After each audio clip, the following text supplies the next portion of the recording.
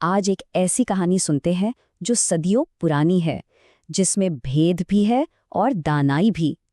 یہ کہانی ہے ایک تاجر اور 3 بہت ہی پراسرار مسافروں کی۔ سوچنے والی بات ہے، کیا کوئی کہانی اتنی طاقتور ہو سکتی ہے کہ کسی کی جان بچا لے؟ کیا الفاظ میں اتنی جان ہوتی ہے کہ وہ موت کی سزا کو بھی ٹال دیں؟ چلیں اس قصے میں اس کا جواب ڈھونڈتے ہیں۔ تو کہانی شروع ہوتی ہے ایک بہت ہی معمولی سی بات سے، ایک ایسی حرکت جسے ہم اور آپ شاید نوٹس بھی نہ کریں، لیکن یہی چھوٹی سی غلطی آگے چل کر جان لیوا ثابت ہونے والی تھی۔ ذرا منظر ذہن میں لائیے، ایک امیر تاجر ہے، سفر سے تھک کر ایک درخت کے نیچے سستا رہا ہے، کچھ کھجوریں کھاتا ہے اور بس بے دھیانی میں گٹھلی ایک طرف پھینک دیتا ہے۔ کتنی عام سی بات ہے نا؟ لیکن اسے کیا معلوم تھا کہ یہی ایک لمحہ اس کی پوری قسمت بدل کر رکھ دے گا۔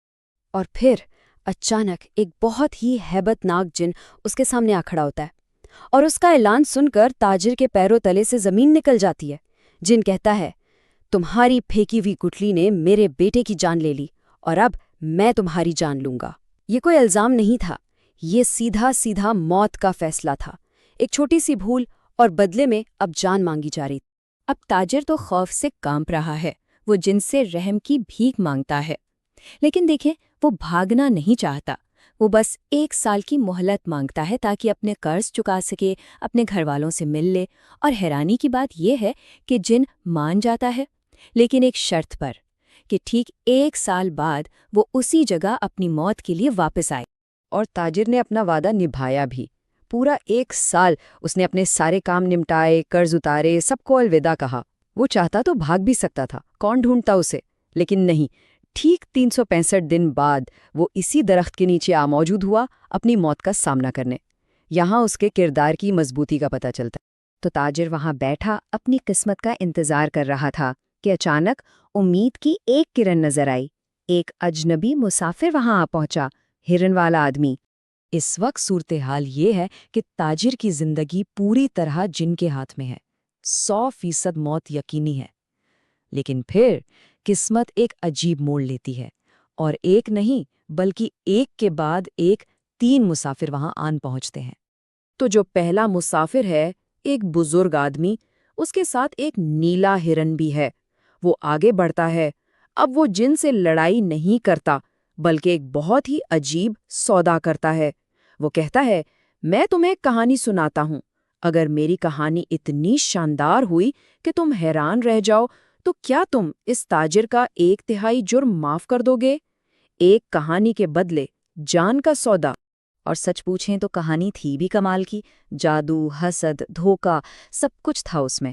اس نے بتایا کہ کیسے اس کی اپنی بیوی نے اس کے بیٹے کو ہرن اور ایک کنیز کو بکری بنا دیا تھا، اور آخر میں مکافات عمل، وہ بیوی خود بھی ایک ہرن بن گئی، اور وہ کوئی اور نہیں، یہی نیلا ہرن تھا جو اس کے ساتھ کھڑا تھا۔ جن کہانی سن کر واقعی بہت متاثر ہوا، اور اس نے اپنا وعدہ نبھایا۔ لیجئے جناب، تاجر کا 1/3 جرم معاف ہو گیا۔ کہانی کی طاقت نے کام کرنا شروع کر دیا تھا، لیکن ابھی بھی 2/3 سزا باقی تھی۔ اب باری تھی دوسرے مسافر کی، کتوں والے آدمی کی۔ امید تو تھوڑی بڑھ گئی تھی، لیکن سوال اب بھی وہی تھا، کیا ایک اور کہانی موت کو تھوڑا اور پیچھے دھکیل سکتی ہے؟ یہ مسافر اپنے ساتھ 2 سنہرے کتے لایا تھا، جنہیں اس نے زنجیروں سے باندھا ہوا تھا۔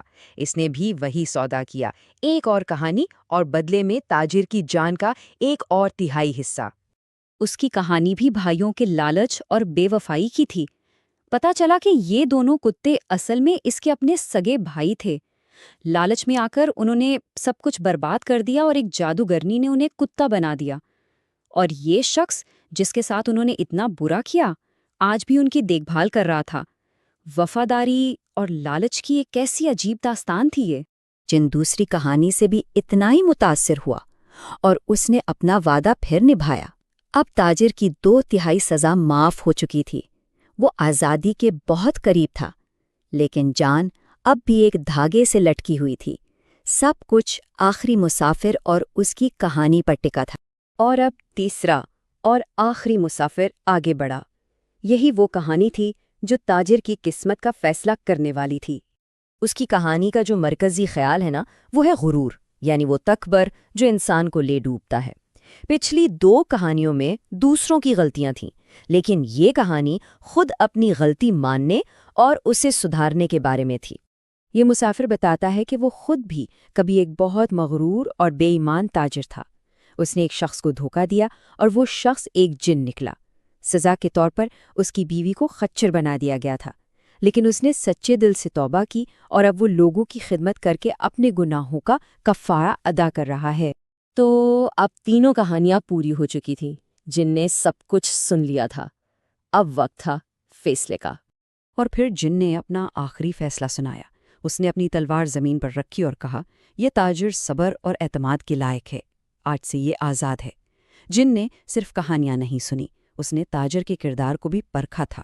اس کا اپنا وعدہ نبھانے کا عمل بھی اس کی آزادی کی وجہ بنا۔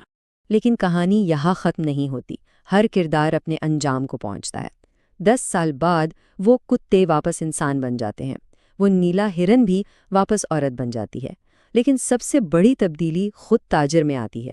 وہ دولت کو چھوڑ کر انصاف اور نیکی کی زندگی اپنانے کا فیصلہ کرتا ہے۔ تو آخر میں یہ کہانی ایک بہت گہرا سوال چھوڑ جاتی ہے، کیا چیز زیادہ طاقتور ہے؟ ایک سخت قانون یا ایک ایسی کہانی جو ہمدردی سکھائے؟ کیا انصاف صرف سزا کا نام ہے یا اس میں رحم اور سمجھ کی بھی گنجائش ہونی چاہیے؟ یہ وہ سوال ہیں جس پر یہ قدیم داستان ہمیں سوچنے پر مجبور کرتی ہے۔